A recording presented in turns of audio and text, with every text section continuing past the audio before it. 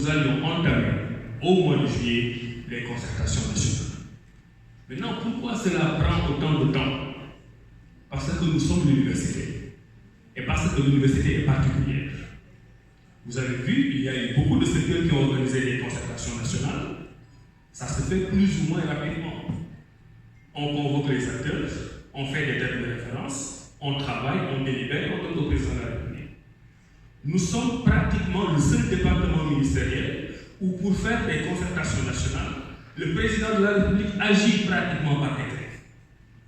Il faut nommer un comité de pilotage pour les concertations. Cela a pris beaucoup de temps. Il fallait nommer un président du comité de pilotage. Ça a pris du temps. Après, il fallait nommer les 15 membres du comité de pilotage. Ça a pris beaucoup de temps. Parce que aussi, rappelez-vous ce que j'ai dit tout à l'heure, nous allons faire des réformes dont l'horizon est 2050. Nous allons devoir redéfinir l'université sénégalaise au moins sur les 25 prochaines années. Donc ce n'est pas quelque chose qu'on fait très rapidement en avancée en 2 ou 3 jours. C'est pour cela que les directives présidentielles ont commencé depuis le mois d'août, se sont terminées au mois de juin, et le président de la République lui-même a choisi la date du jeudi 17 juillet pour lancer l'agenda national de transformation de l'enseignement supérieur. Donc voilà pour la commande. Et c'est cela qui fait que les résultats qui seront issus de ces concertations ne seront pas des réformes du ministre de l'enseignement supérieur, pas les réformes de la communauté universitaire en tant que telle. Ce sont des réformes nationales impulsées par la communauté universitaire qui invite dans ses délibérations un certain nombre de secteurs extra-universitaires, mais dont l'action peut avoir un impact sur le fonctionnement de nos universités. Donc voici le contexte. Maintenant, je vous ai dit qu'on a eu 3 décrets.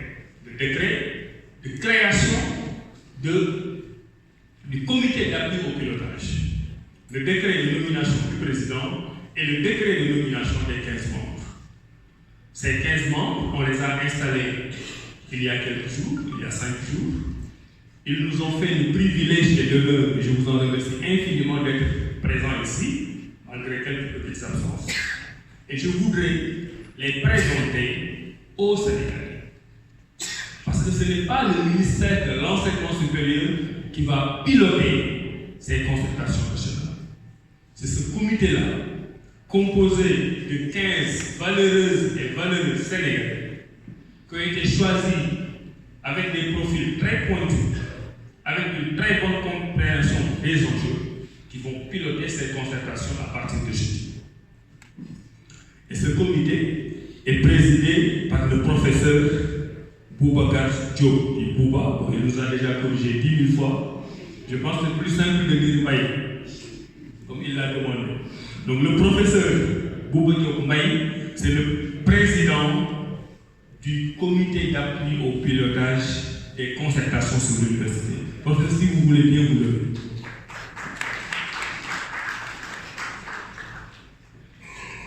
Il a de gros avantages. Il est enseignant-chercheur, il a été enseignant-chercheur.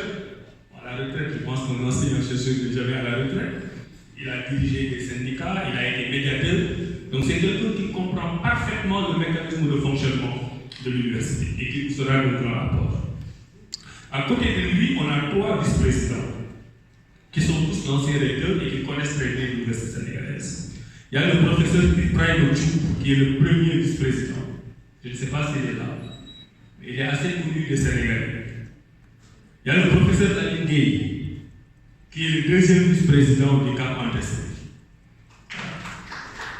qui a dirigé la NACSUD, qui a dirigé l'université de Bambey, etc. Donc il connaît aussi l'université sénégalaise de l'intérieur. Et aujourd'hui, il dirige l'université Cheikh Ahmadou Bamba. C'est bien ça.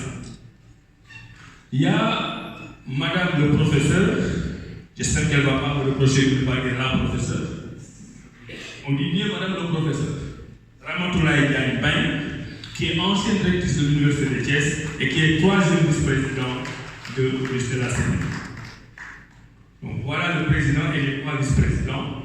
À côté, on a 15 autres membres qui sont choisis ès qualité. Cela veut dire que ces membres représentent des institutions. Et on a l'honorable député El Hadj Gueye, qui est le président de la commission de l'éducation de l'Assemblée nationale. Je ne sais pas s'il est là, mais cela montre que l'Assemblée nationale, nos députés, sont représentés. Il y a Mme Aoubey Tchoum, qui est conseillère technique à la primature. Ça veut dire que la primature est représentée. Il y a M. Birahim Gueye, qui est conseiller technique représentant le ministère des Finances. Je ne sais pas s'il est là. Voilà. Levez-vous. Parce que lui, il faut bien le reconnaître aussi. Mon moyen d'affaires. Moyen compagnie. Il y a Mme Ndeye Anta Gueye, qui représente le ministère de l'économie, du plan et de la coopération. Il y a M. Abdul Aziz Diouf, professeur d'université, qui est le directeur général de l'enseignement supérieur, qui est lui au ministère. Il y a M. Ali Boudak, qui est professeur à l'université, qui est le directeur général de la recherche et de l'innovation. Il est là. Il y a Mme Mampenda Ba, qui vient d'être nommée directrice du financement des établissements de l'enseignement supérieur, qui est au ministère et qui est aussi professeur de sciences politiques à l'université Gaston Berger. Il y a Mme Aminata Diène Ndiaye, qui représente le ministre de l'Éducation nationale. Il y a M. Ablaye Sen, qui représente le ministère de la formation professionnelle, qui est là. Merci beaucoup. Et là, vous voyez que les trois ministères qui s'occupent de l'éducation, éducation avec un grand E, sont là. Formation professionnelle et technique, éducation nationale, enseignement supérieur. Et après, vous avez, puisque le président en parle beaucoup dans cette commande, je n'ai pas pu m'apesantir sur cette question, sur la professionnalisation, on a le directeur de l'ISEP de Thiès, M. Mohamed Fadel Khan, qui représente les réseaux des ISEP. Pourtant, c'est bien écrit Fadel Khan, je ne sais pas ce que veut dire Fadel Khan. Mes excuses. Voilà. Donc, Mohamed Fadel Niang, qui représente les ISEP, donc les instituts d'enseignement supérieur professionnel. J'ai déjà présenté M. El Hadj Diouf, qui représente le ministère de la fonction publique. Donc, le ministère de la fonction publique aussi est représenté. M. Lam Adama, ingénieur génie civil, qui représente le secteur privé, le patronat. M. Makar Moïse Baye, qui est professeur à l'Université de Genève, professeur de droit international, qui représente les enseignants-chercheurs de la diaspora. M. Félix Bakelo, qui est le directeur du CROUS de Thiès et qui représente les directeurs des centres des œuvres régionales, centres des œuvres universitaires, je ne sais pas s'il est là. Là, un événement aujourd'hui. Et M. Ousmane Diallo, qui est le secrétaire général de l'Université Iba Der Thiam de Thiès et qui représente les personnels administratifs, techniques et de service. Vous voyez que tout le monde est représenté. Et c'est ce comité de 15 personnes triées sur le volet, nommées par le président de la République, va diriger les concertations nationales. Donc dans les prochaines semaines, c'est à eux probablement que vous allez tendre vos micros. C'est à eux de répondre à vos questions sur le déroulement des concertations. Maintenant, une fois que cette présentation faite, c'est extrêmement important de le faire, je vais vous présenter la situation actuelle des universités sénégalaises. Parce que justement, nous nous rendons compte que les gens n'ont pas les bonnes informations. Et encore une fois, j'insiste, je vous donne ces informations prises. Quand vous entendrez des débats sur un certain nombre de sujets, vous pourrez vous référer à ces informations qui vous ont été données pour pouvoir informer correctement le grand public. Ici, vous avez les chiffres clés du ministère de l'Enseignement supérieur, de la Recherche et de l'Innovation. Nous sommes au Sénégal 286 169 étudiants. Ça peut paraître beaucoup, mais c'est un chiffre qui est en deçà du nombre requis qu'un pays doit avoir pour être sur la rampe du développement de ses universités. On arrondit souvent à 300 000. Mais sachez qu'on a 286 169 filières. L'information qu'il ne faut pas retenir ici, c'est que le Sénégal, contrairement à ce qu'on dit, n'a pas encore assez d'étudiants pour pouvoir se mettre sur les rampes du développement. Nous avons 2495 enseignants-chercheurs, ce qu'on appelle des professeurs d'université. 2495. J'y reviendrai tout à l'heure, c'est très peu. Très peu d'étudiants, très peu d'enseignants-chercheurs. Nous avons 8 universités publiques, 9 même, si on compte l'université Rose-Dien, qu'on n'a pas actualisé ici, qui est le campus franco-sénégalais et qui est la 9e université publique du Sénégal, à côté des 8 autres que vous connaissez, comme l'UCAD, comme l'UGB, comme Amadou Montero, etc. 9 universités publiques. Et nous avons 2 universités publiques qui vont venir, à Matam et à Tambacounda. Si tout se passe bien, on devrait finaliser dans une année les travaux. Je m'y suis rendu le 1er juillet dernier et les travaux avancent très bien. Cela veut dire qu'on va très bientôt entrer dans l'ère pour pouvoir dire que le Sénégal a dépassé le cap d'une dizaine d'universités publiques. Dans ces universités publiques, on a 73 facultés. Les facultés ici, c'est la même chose que les UFR, unités de formation et de recherche aux facultés. Faculté de droit, faculté de sciences économiques, faculté, etc., etc. Et à l'intérieur des facultés, on a 233 départements. Département d'anglais, département d'espagnol, département de droit privé, etc. On a 2 écoles ici qu'on a détachées, qui sont l'école polytechnique de Thiès et l'ENSA. On a 6 ISEP qui fonctionnent, les instituts supérieurs de formation professionnelle. Et on a 8 qui sont déjà financés, budgétisés, qui vont voir le jour dans les prochaines années. Ça montre que le chef d'État de l'État a choisi la voie de la professionnalisation de l'enseignement supérieur. 62 filières professionnelles au total, 298 établissements privés, 298 universités privées au Sénégal. C'est un record. C'est beaucoup, mais ce n'est pas trop. Parce que dans notre stratégie, l'idée c'est de continuer à avoir d'autres universités privées pour que le Sénégal soit le top des universités privées, au moins en Afrique noire francophone. Nous avons 6 bibliothèques avec 4804 places, nous avons 15 écoles doctorales, nous avons 7 CROUS, 8 universités publiques qui fonctionnent, mais le campus franco-sénégalais n'a pas de campus, et l'université numérique américaine que vous connaissez n'a pas de campus. Donc on a 7 CROUS, plus précisément 6 CROUS et un COUD qui est à Dakar. Dans nos restaurants, dans les CROUS, nous avons 26 567 lits disponibles. Là où sont logés les étudiants. Nous avons 31 restaurants, 19 477 places de restaurants disponibles. Et chaque année, nous servons 30 millions de repas dans les universités sénégalaises. 30 millions de repas équivalent au coût global de 45 milliards.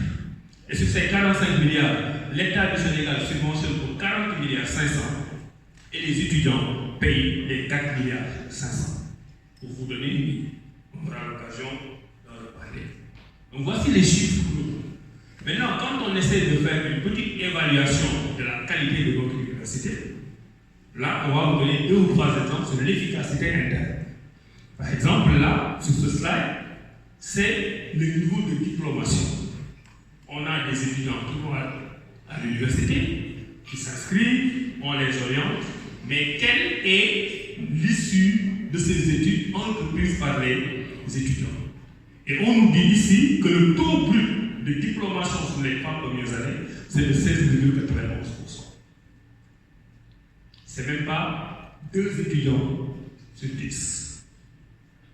Réfléchissons ensemble. J'investis sur des étudiants, parce que je préfère ne pas parler beaucoup, on y reviendra. Mais à la fin de la journée, sur 10 étudiants, à la base, vous avez 2 qui ont des diplômes. Regardez tout l'investissement qu'on a fait. Et c'est pour cela que le président de la République a parlé de revoir le modèle économique. Est-ce que ces étudiants-là ont été bien orientés? Est-ce qu'ils n'auraient pas dû aller dans les ISEP? Est-ce que énormément d'éléments d'explication qu'on peut trouver à travers ce chiffre. Là, c'est la diplomation. Là, c'est le taux d'abandon. qui alertent. Regardez juste le chiffre bien en orange, 23,44% d'abandon précoce. Ça veut dire que si cette année on vous dit on a 100 bacheliers qui sont orientés dans les universités, vous pouvez être sûr qu'il y a un étudiant au moins sur les 4 qui, dès la première année ou la deuxième année, a décidé d'abandonner. Et pourtant, c'est un étudiant que l'État accompagne, qui a une bourse, etc. Mais surtout, c'est un étudiant sur lequel l'État du Sénégal a investi depuis l'école primaire, qui arrive à l'université, on continue l'investissement sur lui, et qui, parce que certainement les conditions ne sont pas réunies, a décidé d'abandonner. Donc tous ces éléments-là montrent qu'il y a un problème de rationalisation de notre investissement. Il y a un problème de fléchage de l'argent du contribuable que l'on utilise dans les universités publiques. Maintenant, pour revenir un peu, ça c'était des éléments qualitatifs. Il fallait vous donner pour que vous compreniez. Maintenant, on revient aux différentes étapes. Pour aller à l'université, il faut avoir le bac, premier diplôme universitaire. Dans la commande, je vous ai dit tout à l'heure, au seuil des concertations et avant les concertations, le président de la République voulait qu'on règle le problème de l'orientation des étudiants. J'ai l'habitude d'en parler. Nous sommes arrivés en avril 2024. Quand nous sommes arrivés en avril 2024, les orientations des bacheliers de 2023 venaient d'être terminées au mois de janvier. Ceux qui ont eu le bac en juillet étaient orientés au mois de janvier. Nous sommes dit premiers à Noël. Il faut qu'on règle ce problème d'orientation. Dans un pays normal, quand les étudiants ont le bac, les élèves ont le bac, dans un délai record, on doit pouvoir les orienter. Après, non seulement ils sont orientés tardivement, mais l'année académique démarre tardivement. Quand on est arrivé en avril 2024, jusqu'en juillet 2024, il y a des étudiants qui commençaient le premier jour de cours. Donc au bac, juillet 2023, premier jour de cours, juillet 2024. On perd une année à attendre, on y reviendra. Mais on se dit, on met en place une stratégie pour régler ce problème des orientations. Et dès l'année dernière, dès qu'on est arrivé, on a mis en place un dispositif qui a très bien marché. L'année dernière, on a orienté en mi-septembre. Le bac finit le 15 juillet. En mi-septembre, on a déjà orienté tout le monde. En 2 mois.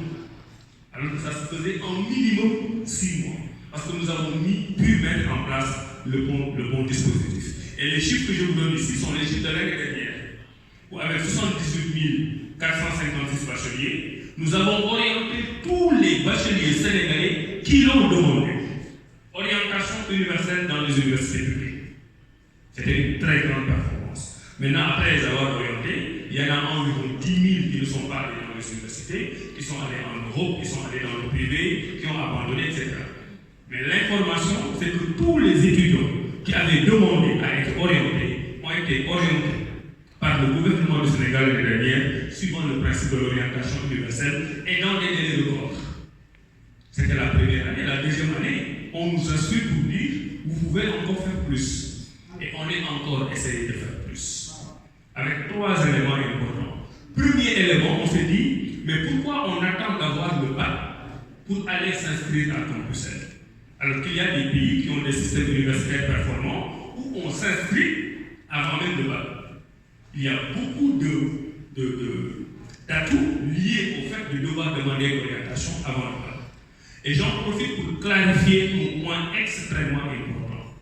Il y a des gens qui n'ont pas compris qu'on démarre les demandes d'orientation. Ce sont les demandes d'orientation qui ont démarré avant le bac. Et qui disent que c'est quoi l'utilité de demander à un étudiant de demander l'orientation alors qu'il n'a pas ses notes. Et qu'après avoir reçu ses notes au bac, il a déjà fait une demande. Je précise que jusqu'au dernier jour de l'orientation, par un simple clic, l'étudiant a toujours la possibilité de changer sa demande. Donc il y a un étudiant qui a fait une demande au mois de mai, qui a pu changer la demande au mois de juin. Il vient d'avoir le bac, il voit ses notes. Il peut encore, jusqu'au délai de la fin du mois, faire une demande. Ce qu'on a voulu faire en ouvrant l'orientation avant le bac, c'était de profiter du fait que tous les candidats étaient encore dans lycées, mobilisés avec des connexions Internet. Et c'était notre obligation de leur donner la panoplie de formation qu'offre le gouvernement du Sénégal. Et ça s'est avéré une réussite. Mais on s'est dit, on ne s'arrête pas là. Le Sénégal est un pays où l'offre de formation n'est pas bien connue des élèves. Nous nous sommes dit, nous créons l'univers salon. On aura l'occasion de revenir. Donc pour la première fois, on a organisé en partenariat avec le CICES, que je remercie au passage, un salon où les candidats au bac sont venus découvrir les 9 universités dont je vous ai parlé, les universités privées dont je vous ai parlé, les écoles doctorales dont je vous ai parlé, les 73 départements, etc. On a offert à l'étudiant la possibilité de faire une immersion dans le monde universitaire, lors même qu'il n'avait pas encore son bac.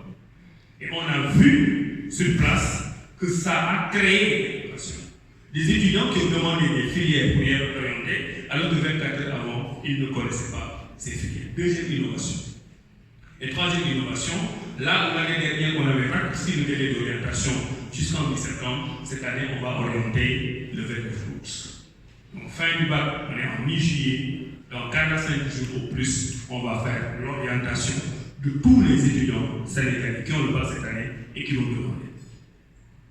Donc nous sommes en train de grignoter sur le temps.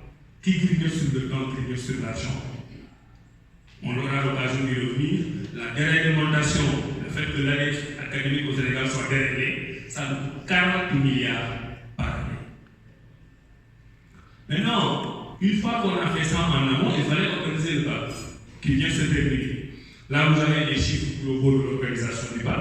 C'est une grosse machine pour ceux qui ne le savent pas.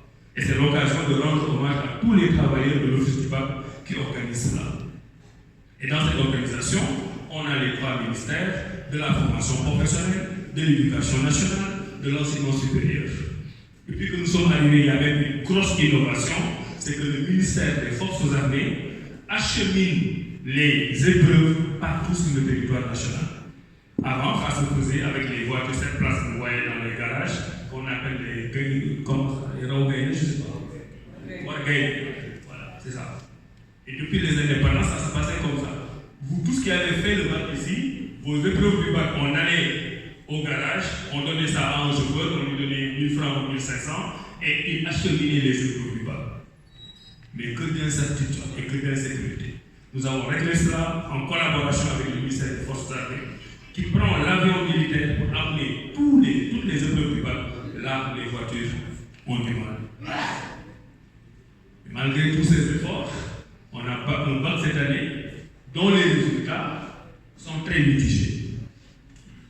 L'année dernière, on était à 50,50%, 78 000 bacheliers. Les projections que nous avions faites cette année, c'est que si on a encore 50%, on aura 83 000 bacheliers. Le bac de cette année est particulièrement bien organisé. Pas beaucoup de quoi, pas beaucoup de problèmes sur les téléphones, pas beaucoup de tricherie, pas de problème de contrôle. Mais le résultat, il est là. C'est cette année. On est encore en train de consolider, donc ça peut changer par virgule et par des petits nombres. Mais globalement, le taux du bac de cette année, c'est de 42,85%. Alors que nous plaignons déjà des 50% de l'année dernière. Donc cette année, à jour, nous avons 69 474 admis.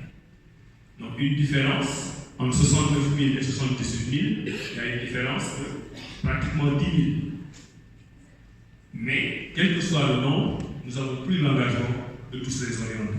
Et là, on aura l'occasion d'y revenir, parce que nous faisons partie de ceux qui pensent que quand le résultat de l'examen n'est pas bon, il faut se poser des questions sur un certain nombre de choses.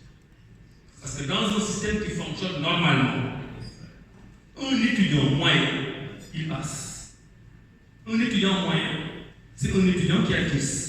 On ne parle pas de mention très bien, pas de mention assez bien, on parle de 10. Même si vous avez 9,50, je crois, on vous repêche. Et vous voyez qu'au Sénégal, dans notre pays, malgré tout l'effort que l'État fait, au premier tour, on est chaque année entre 21 et 23%. Et le premier tour, ce sont ceux qui ont 10. Parce que ceux qui passent au deuxième tour, ils n'avaient pas 10. Cela veut dire que moi, professeur, je mets en place un dispositif. J'enseigne pendant toute l'année. Pendant toute l'année. Je fais un examen. Il y a 2 qui ont compris sur 10. C'est ça que cela signifie. Ça veut dire qu'il n'y a que 2 qui ont compris sur 10. Cela veut dire qu'il y a un problème de système. Et nous voulons, à travers ces concertations, réfléchir sur ce système pour que pourquoi, quand un professeur qui est compétent, qui a été recruté dans les règles de l'art, qui connaît sa matière, qui est un bon pédagogue, quand ce professeur-là finit d'expliquer, il n'y a que 2 étudiants qui ont compris. Après les autres, il faut gratter un peu pour les faire venir. Et malgré tout ça, il y a la moitié de la classe qui n'aura jamais rien. C'est un problème. Et c'est pour ça que nous allons réfléchir sur le bac pour essayer de le voir comment le réformer pour plus d'efficience. Les universités privées qui ont une mission de service public, vous en avez entendu parler. Là, je crois des problématiques sensibles. Il y a 298 universités privées au Sénégal. J'ai dit, c'est beaucoup, mais c'est pas tout. Parce que la bonne nouvelle, c'est le Sénégal maintenant qui est le hub de l'enseignement supérieur en Afrique noire francophone. Tous ceux qui allaient en France avant ou au Maroc avant, la plupart viennent maintenant au Sénégal. Et c'est excellent pour notre centre PAO, c'est excellent pour notre diplomatie universitaire. Donc c'est quelque chose à continuer.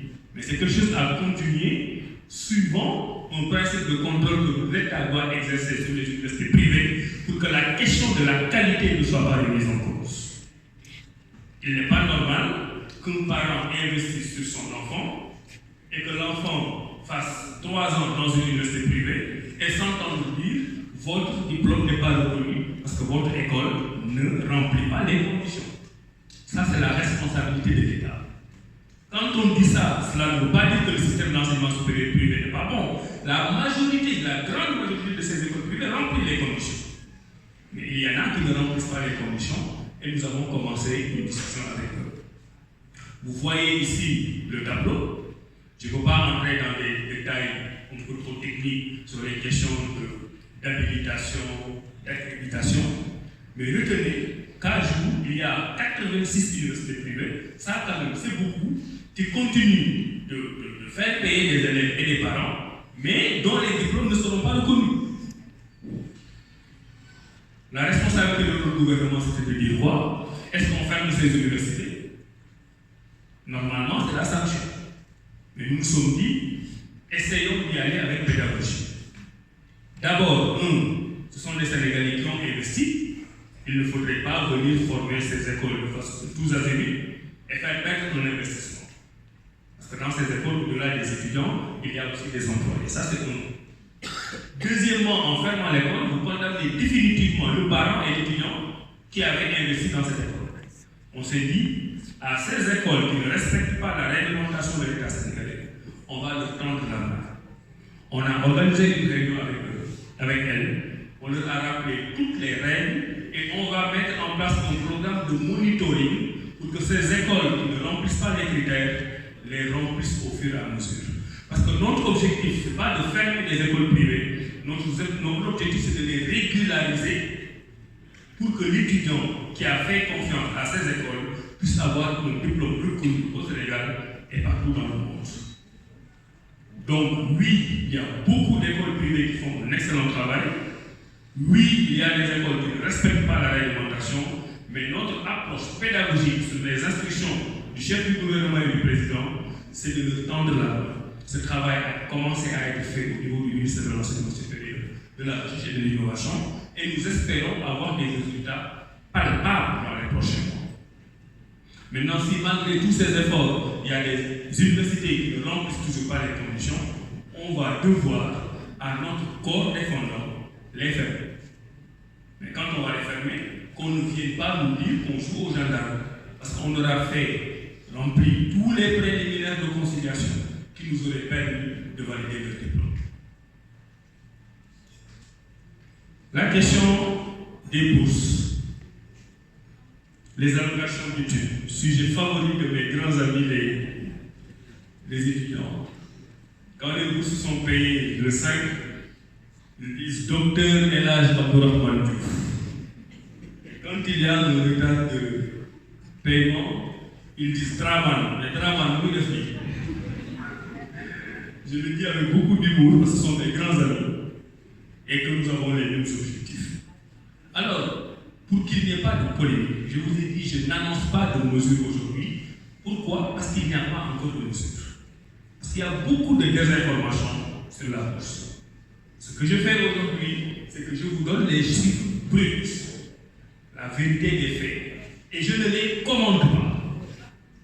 Il appartiendra aux concertations de décider ce qu'on va faire des bourses. La commission peut venir nous dire, mais il faut augmenter les bourses. La commission peut venir nous dire autre chose. Mais je veux que ce soit clair qu'aujourd'hui, on ne parle ni d'augmentation, ni de réduction des bourses. Je vous donne les informations et chacun pourra faire l'analyse de son côté. Donc voilà les chiffres clés. 153 334 boursiers, dont 2330 dans le privé. Beaucoup de gens ne savent pas qu'un étudiant peut aller s'inscrire dans une université privée et bénéficier de la bourse du Sénégal, de l'État du Sénégal. Donc pour tous ceux qui ne savent pas, la possibilité existe. Il suffit de demander, de remplir les critères pour l'avoir. Globalement, au-delà des bourses, il y en a qui ont des allocations d'études, ce qu'on appelle des aides. Et globalement, on est à 70% de taux d'allocation. Ça veut dire que si on prend les étudiants sénégalais de façon générale dans le public, sur 10 étudiants, il y en a au moins 70 qui reçoivent un pécule qui vient de l'État du Sénégal. Maintenant, cela nous donne les chiffres globaux que vous avez ici. Je vais utiliser les deux gros chiffres. Nous payons pour les bourses nationales 76 milliards 894 401 701 francs par année, bourse nationale. Nous payons par année, pour les bourses à l'étranger, 7 milliards 546 850 559 francs CFA. Si vous mettez les deux, vous êtes autour de 83 000, 84 000, 85 milliards de bourses par année. Le seul commentaire que je vais faire, c'est vraiment le seul que je vous permets sur les bourses. C'est qu'au Sénégal, il y a un décret qui organise l'allocation, qui dit pour avoir une bourse d'excellence, il faut remplir telles conditions. Pour avoir une bourse sociale, il faut remplir telles conditions. Pour avoir une bourse étrangère, il faut remplir telle ou telle autre condition. C'est un décret qui l'organise. Mon seul commentaire, c'est qu'aujourd'hui, si l'État du Sénégal applique ce décret dans toute sa rigueur, si l'État du Sénégal applique ce décret dans toute sa rigueur, on passe de 83 milliards à 41-42 milliards. Ça veut dire que si aujourd'hui on se dit, il n'y a pas de dérogation, il n'y a pas de négociation, les arrêtés qui ont été pris par différents ministres, c'est en dessous du décret, c'était conjoncturel, on ne les applique pas. Nous, on applique le décret. On réduit de moitié les allocations telles qu'on donne. C'est le seul commentaire que je fais sur la question. Et après, chacun se fera son point de vue. Les commissions dans les concertations vont discuter de cette question. C'est pour ça que quand on dit souvent, oui, la bourse est un dû, ben, on peut réfléchir sur le dû. C'est le seul commentaire que je fais sur les bourses. Bon, tout ça, c'est les bourses, je passe.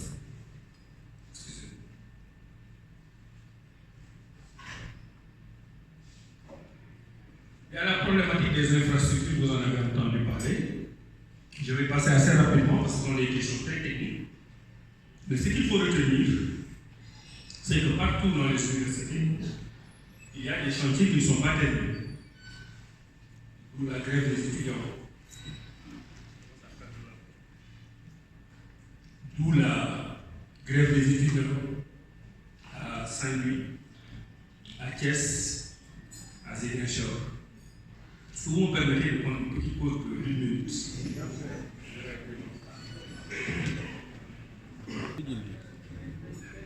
ça qui nous a valu les grèves à Ziguinchor, à Thiès, bref, dans toutes les universités. Parce que les étudiants demandent des choses qui sont compréhensibles. Parce que la plupart de ces infrastructures sont terminées à 80%, 90%, voire 95%. Et les étudiants ne comprennent pas pourquoi ces infrastructures ne sont pas livrées.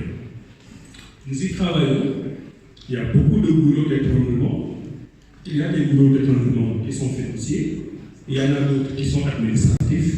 Il y en a d'autres qui relèvent de notre ordre.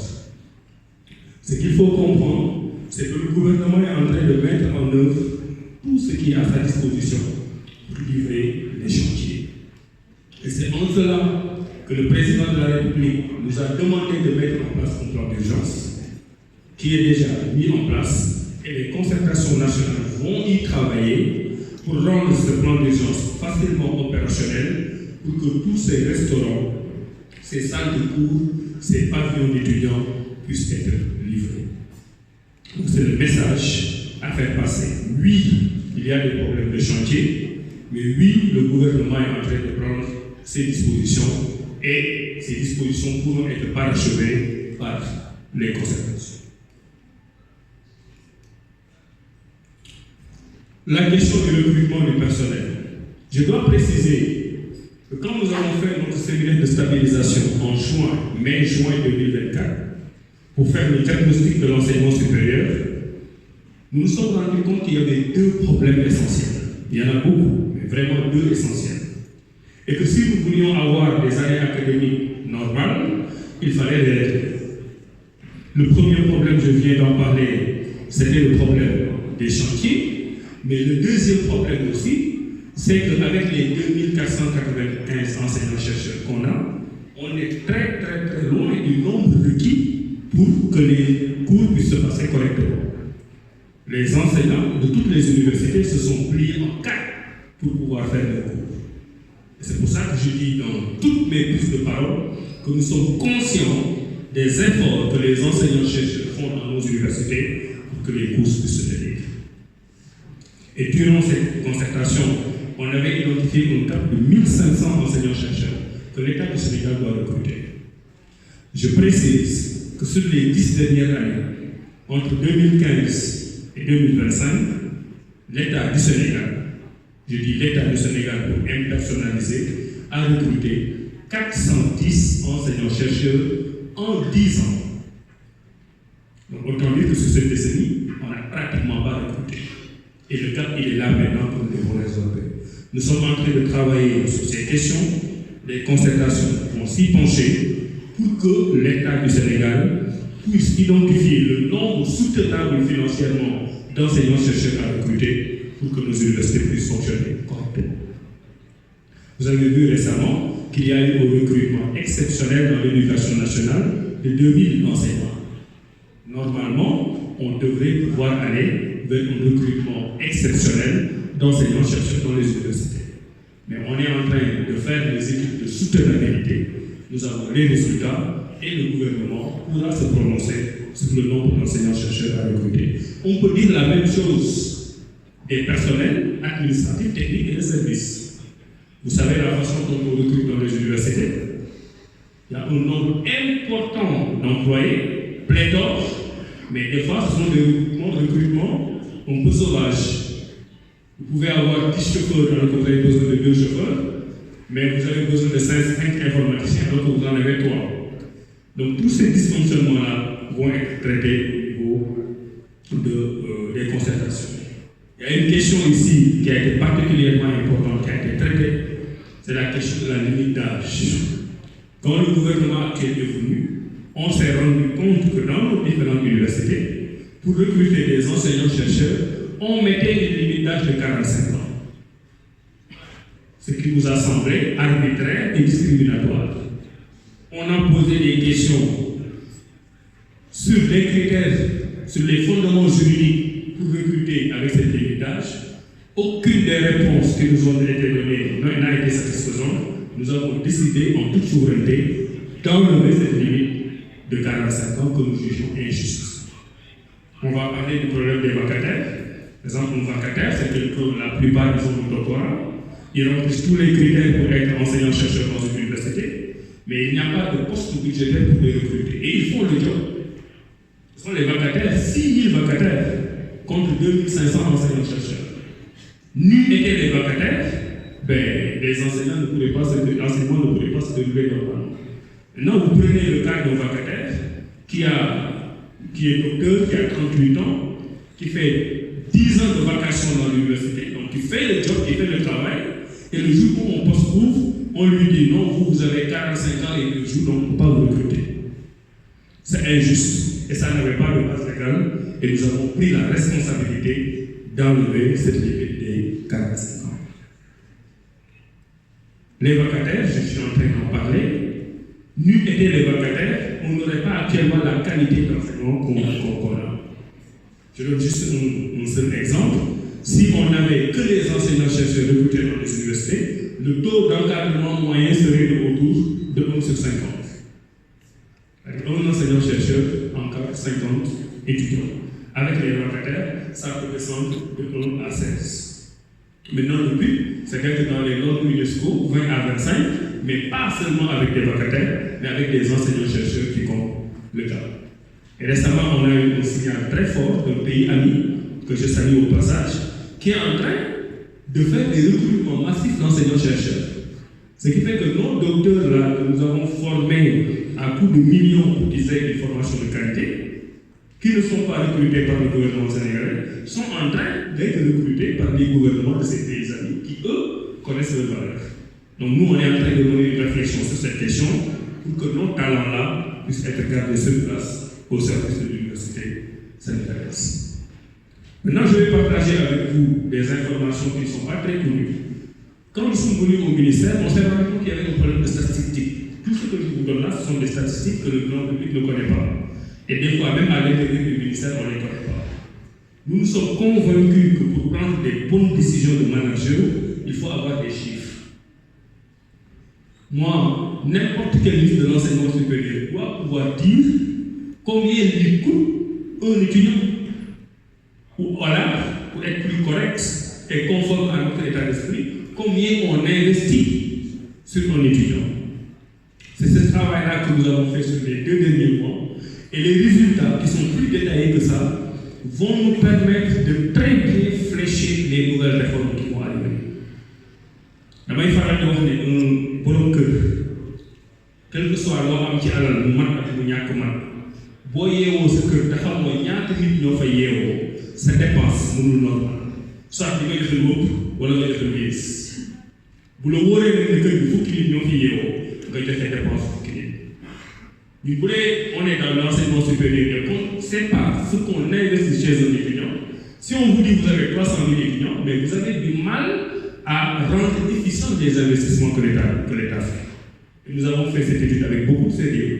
Et nous sommes en mesure de vous annoncer qu'au Sénégal, un étudiant coûte à l'État du Sénégal, ou bien l'État du Sénégal investit sur chaque étudiant par année 1 178 742 francs. 1 178 742 francs.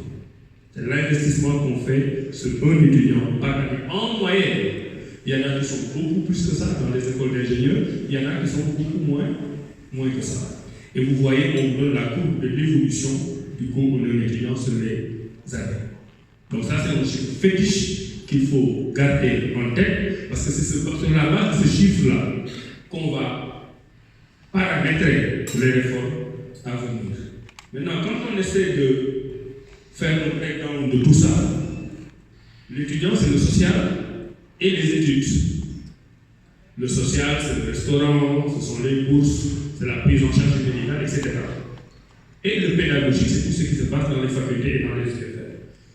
L'étudiant coûte à l'État du Sénégal 542 000 francs 702 par année. Ce qu'on investit chez l'étudiant pour qu'il puisse étudier. 542 000. Retenez bien le chiffre. Ben, le même étudiant en moyenne sur les dépenses sociales coûte 630 000. L'information, c'est qu'on investit plus sur le social que sur le pédagogique. Moi, je ne fais aucun commentaire. je vous donne les chiffres. Quelle est la logique quand on va à l'université? C'est investir plus sur le social ou plus sur le pédagogique? Personne ne dit qu'il ne faut pas investir sur le social. Mais est-ce que le social, c'est la raison d'être de l'université? Je vous laisse à vos différents commentaires. Mais à ce jour, l'étudiant, du point de vue du coût social, coûte plus cher à l'État du Sénégal que du point de vue pédagogique. Et cette étude, elle est très complète. Hein. On est allé jusqu'à. On sait par exemple combien coûte un étudiant de l'UCAD, combien coûte un étudiant de l'UGB, combien coûte un étudiant de l'ISEP. On a tout. À l'intérieur de l'UCAD, on sait combien coûte un étudiant en droit, combien coûte un étudiant en sociologie. On a fait un travail très sérieux. Et c'est ça, par exemple, qui va nous permettre demain, si on veut dire, on veut plus d'ingénieurs. Aujourd'hui, le Sénégal forme 800 ingénieurs par an. 800. Avec toutes nos écoles d'ingénieurs. Vous voulez aller où avec 800 ingénieurs par an? Des pays comme la Tunisie, le Maroc, ils sont à 8 000, 9 000, 10 000. Je ne parle pas des pays dans le développement. Donc ça, c'est une étude qui nous donne des chiffres clairs, très précis, qui nous permettent de paramétrer les réformes à venir pour les aligner aux objectifs de l'agenda national de transformation du Sénégal. Un mot sur les classes préparatoires aux grandes écoles qui existent depuis 3 ans maintenant. Vous en entendez parler. Ce qui se passe d'habitude, c'est que dans certains pays, il y a ce qu'on appelle les classes préparatoires aux grandes écoles. On prend des étudiants particulièrement brillants, marchant bien, très bien, etc. Ceux qu'on dit qu'ils sont les meilleurs, on leur donne une formation spéciale pendant 2 ans et on les reverse dans les grandes écoles d'ingénieurs. À la base, c'est une forme de tri que les États font pour avoir la crème de la crème, pour pouvoir les flécher dans des domaines scientifiques à haute valeur ajoutée. Le gouvernement du Sénégal, il y a quelques années, de faire des classes préparatoires aux grandes écoles.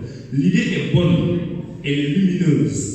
Sauf que sur le fonctionnement des 2 premières années, ça pose un problème de souveraineté et ça pose un problème de rationalisation des dépenses budgétaires.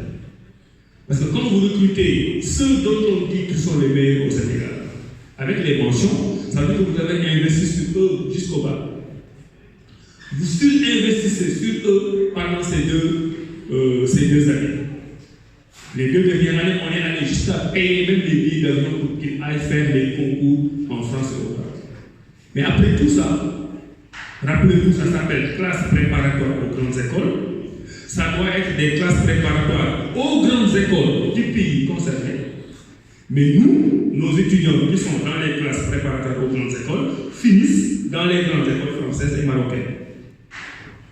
Madame, on prend nos meilleurs, on investit énormément d'argent d'eux, et après on les donne aux Français et aux Marocains.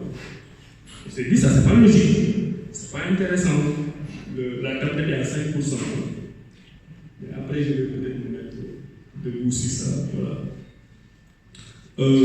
Donc, on forme les meilleurs, on investit sur eux, on leur paye des billets d'avion pour aller en France faire des concours.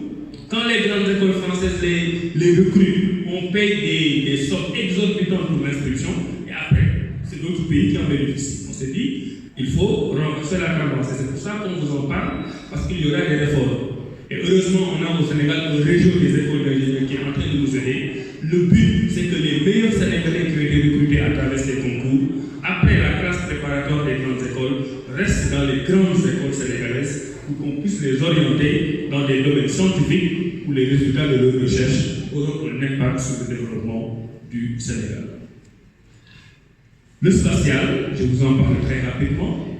On a une agence sénégalaise des études spatiales et on a le projet spécial CENSA qui est au ministère de l'Enseignement supérieur. L'ASES est bien assis institutionnellement. C'est une institution créée par le président de la République qui, depuis notre arrivée, est logée même au ministère de l'Enseignement supérieur, de la Recherche et de l'Innovation. Sauf qu'au MESRI, on a Gaïdé-Sat, premier satellite du Sénégal, lancé en 2024. Donc, je vous en parle parce que c'est une question centrale et qu'on va peut-être devoir aller vers une forme de rationalisation. Mais l'un dans l'autre, cela montre l'ambition du Sénégal dans le domaine spatial. Je n'ai pas l'occasion d'en parler aujourd'hui, mais nous sommes en train d'identifier ce que nous appelons des filières orphelines, des filières techniques à très haute valeur ajoutée scientifique, où le Sénégal n'investit pas assez. Et nous voulons investir dans ces domaines. C'est l'intelligence artificielle, c'est le nucléaire civil, etc. Et de ce point de vue, on a besoin d'avoir une agence spéciale de grande qualité. Les salons, on est en train d'expérimenter, en tout cas de rendre efficiente la participation à des salons. Le premier salon, c'est le salon de Genève, en Suisse, sur l'innovation et les inventions. C'est le premier salon au monde sur les questions d'invention. Avant notre arrivée, il y a des Sénégalais qui y allaient individuellement, qui gagnaient des prix de façon autonome. Quand nous sommes arrivés, nous nous sommes dit avec la masse critique des talents et des inventeurs que nous avons, il faut que le gouvernement du Sénégal, à travers le ministère de l'Enseignement supérieur, organise cela. Et nous avons fait un appel à candidature transparent, où nous avons organisé une équipe nationale du Sénégal. Nous avons sélectionné 12 candidats qui sont allés à Genève. Encore une fois, c'est ce qui se fait de mieux dans le monde en termes d'invention. C'est à Genève qu'on a l'Organisation mondiale de la propriété intellectuelle qui travaille avec l'Organisation africaine de la propriété intellectuelle. C'est là où on enregistre les brevets, c'est eux qui ont mis ça en place, c'est eux qui ont les critères pour déterminer la scientificité d'une invention qui mérite un brevet reconnu au niveau international. C'est là où sont allés nos inventeurs, c'est là où nos inventeurs ont eu des médailles d'or, des médailles d'argent et des médailles de bronze, salués par le président de la République dans un communiqué du Conseil des ministres. Quand nous sommes revenus sur ce salon, nous nous sommes dit non seulement il faut continuer à investir dans les sciences et l'innovation, mais nous pourrions nous-mêmes organiser au Sénégal la première édition de nos salons de l'innovation pour que le Sénégal soit le hub de l'innovation, au moins en Afrique noire. Et nous y travaillons. Le deuxième salon, c'est l'univers salon dont je vous ai parlé tout à l'heure. Inédit, audacieux, 20 000 visiteurs en 3 jours.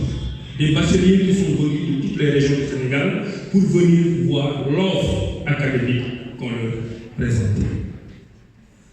Donc voilà en gros les questions d'enjeux dans les différentes universités que je vous donne de façon plus. Maintenant, toutes ces questions sont séries et le comité de pilotage ici présent va travailler sur la base de 8 commissions. Je ne vais pas tout commenter parce que je sais que les failles, les cèdes et les autres commencent à avoir faim. Je vous présente ici officiellement les 8 commissions autour desquelles ces concertations seront organisées. La commission numéro 1 parle des curricula et de la recherche. Nous sommes dans une logique de souveraineté. Nous considérons que l'université du Sénégal ne ressemble pas encore au Sénégal. Et qu'il y a, comme disent nos amis professeurs, beaucoup de résidus de colonialité. Il faut que l'université sénégalaise soit qualifiée pour servir le Sénégal. On va parler de la question du plurilinguisme, comment introduire les langues nationales, est-ce qu'on va aller vers une généralisation de l'anglais? C'est une question qui se pose. La question des savoirs endogènes qui sont tirés de nos tripes ancestrales, quelle est la place de ces savoirs-là dans l'enseignement à l'université? Est-ce que nous pouvons continuer à avoir des universités où nos grands érudits ne sont pas enseignés? Est-ce que nous devons passer de l'école de Juffey à l'école de Cheikh Anta Diop? Quelle est la place du sport et de l'entrepreneuriat? Quels sont les contenus des enseignants? Est-ce que ce qu'on enseigne à nos étudiants aujourd'hui est pertinent par rapport aux défis du monde moderne? Toutes ces questions-là vont être traitées au niveau de la commission numéro 1. La question numéro 2 va parler de l'administration, de la gouvernance universitaire, du statut institutionnel des acteurs et d'équité et de genre. Vous voyez beaucoup de problèmes. La carte universitaire. Vous savez que le gouvernement vient de décider d'y aller avec les 8 pôles régionaux. Il faudra que notre offre universitaire soit adossée aux 8 pôles régionaux qui ont des vocations économiques. Je vous ai dit tout à l'heure que bientôt on aura les universités de Matam et de Tambacounda. Qu'est-ce qu'on doit enseigner à l'université de Matam qui soit conforme au potentiel économique de la région? Même chose pour Tambacounda et Kédougou. On va parler de la mobilité institutionnelle des universités et des étudiants. Question extrêmement importante. On n'oriente pas le débat, mais c'est une problématique sur laquelle on va discuter. Vous savez qu'aujourd'hui au Sénégal, quand vous êtes professeur à l'Université de Dakar, vous appartenez à l'Université de Dakar. Si vous voulez aller à l'Université de Saint-Louis, vous devez aller postuler à un poste à l'Université de Saint-Louis. Si vous êtes recruté, vous démissionnez de l'Université de Dakar. Alors que c'est la même université. C'est le même État qui recrute tout le monde, qui paye tout le monde. Les gens se sont dit, est-ce qu'on ne doit pas orienter, avoir une mobilité institutionnelle des universitaires, comme on l'a dans l'éducation nationale, toute proportion gardée. Un enseignant-chercheur qui peut servir 5 ans à Dakar, après il va servir 7 ans à Matam, après il va servir 2 ans à Kaolack, etc.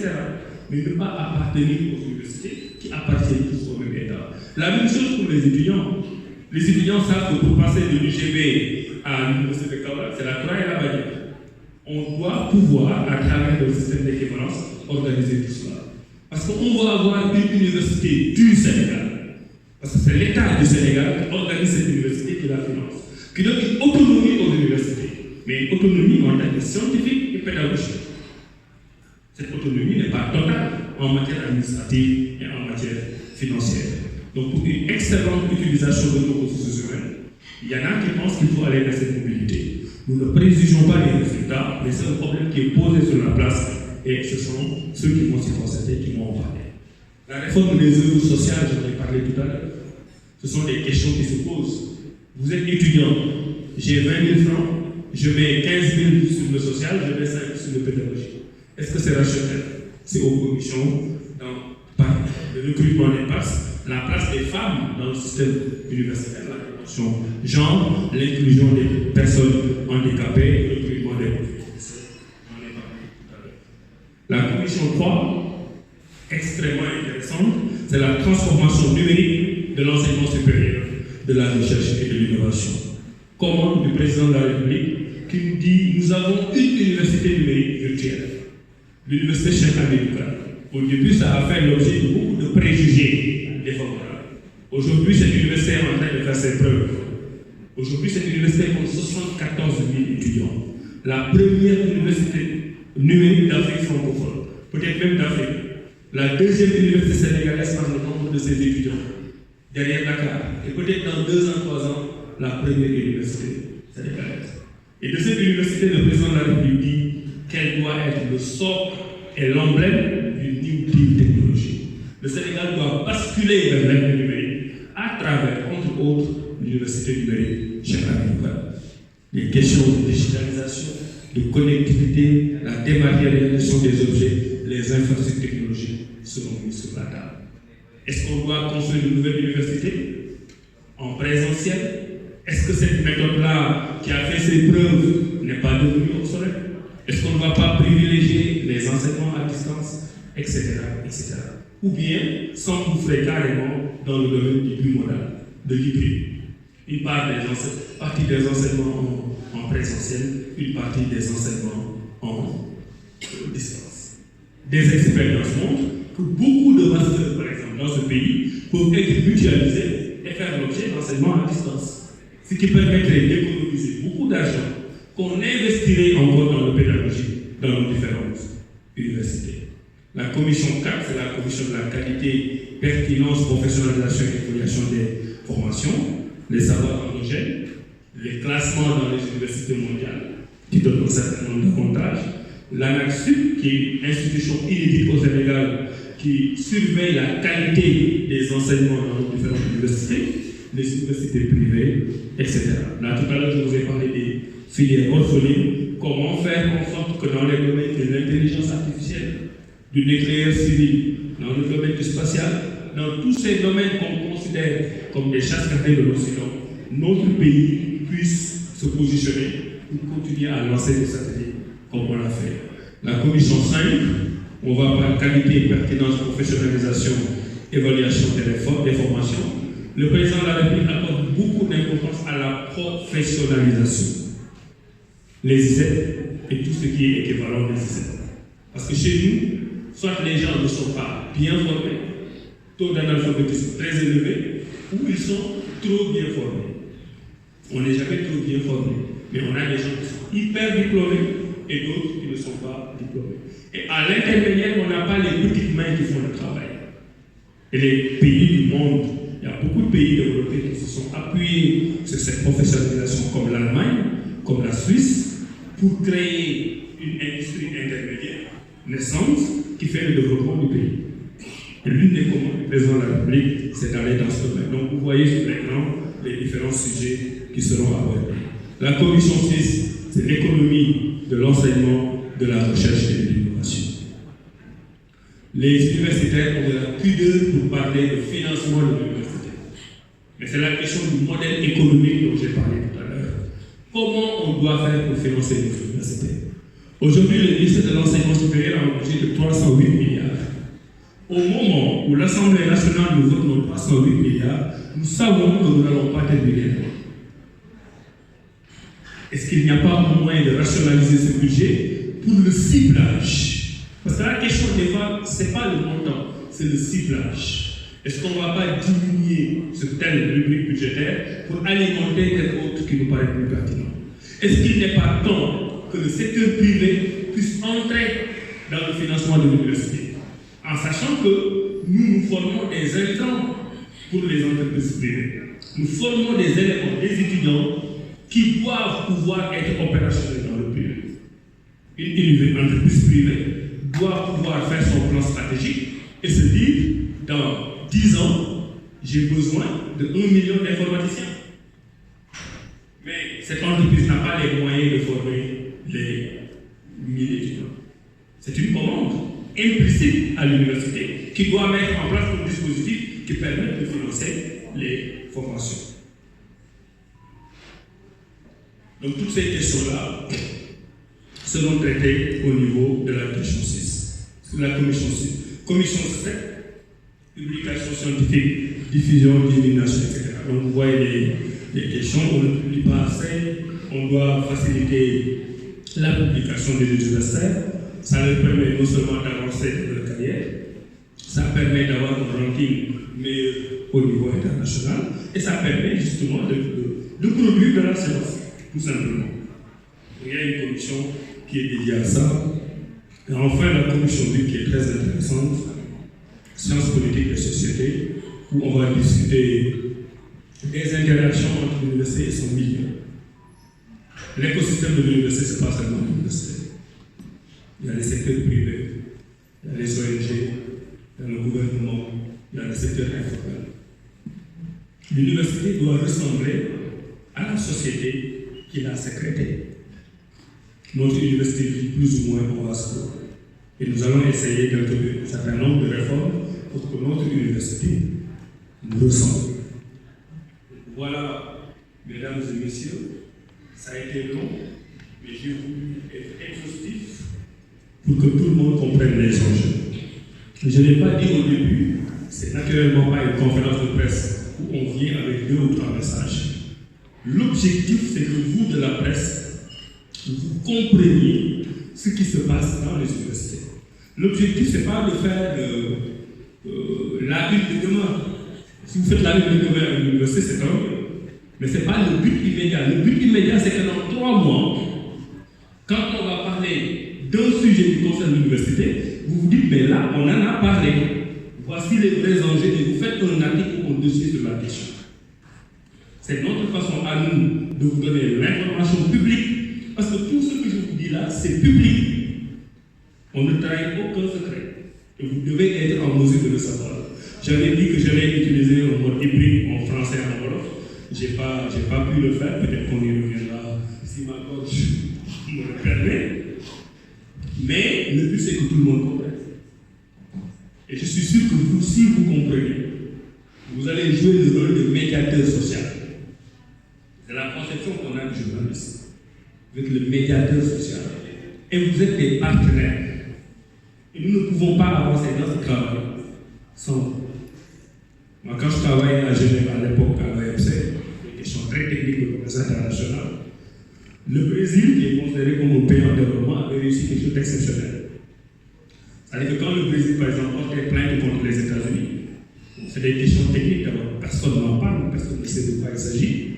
Mais le gouvernement brésilien avait réussi à former ses journalistes pour qu'à chaque fois qu'il y avait une plainte à l'Organisation mondiale du commerce déposée par le Brésil contre le Brésil, c'était suivi de façon populaire dans les médias, comme on fait avec le football. Au point que quand le résultat sort, si c'est le Brésil qui gagne, c'est les 7 de l'ES. Alors ce sont des questions techniques. Mais ce que le gouvernement brésilien avait réussi, c'est de communiquer de façon très simple, très terre à terre, en portugais facile, pour ne pas dire en français facile, pour que le citoyen puisse comprendre. L'université ne doit pas continuer à se reproduire sur elle-même. L'université appartient à la société qui l'a sécrétée. L'université est financée par l'État du Sénégal. Ceux qui y sont pour la majeure partie des Sénégalais. Étudiants, partent comme enseignants-chercheurs. Nous voulons que cette université nous ressemble. C'est pour ça que j'ai tenu à vous donner toutes ces informations. Excusez encore pour la voix. Quand Diouf n'a pas encore mangé, ça se voit tout de suite. Et ça m'a trahi. Donc je reste à votre disposition en vous souhaitant bon appétit. Prendre un petit temps de pause le temps que le service commence. Et je reste à vos dispositions pour répondre à vos questions dans le cadre défini par ce déjeuner de presse. Je vous remercie.